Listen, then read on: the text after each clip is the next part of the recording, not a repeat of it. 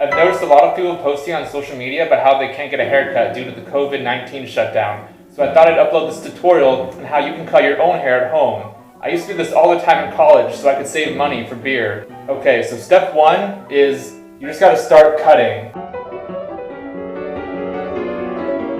It's also important to make sure the left side is the same length as the right side, or it might look a little weird.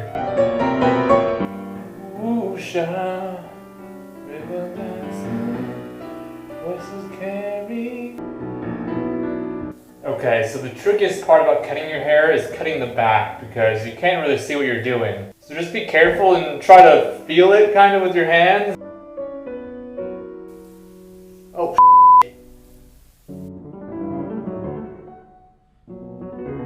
and that's it. Now you can look as handsome as me during the coronavirus quarantine. Thanks for watching this step-by-step tutorial on cutting your own hair.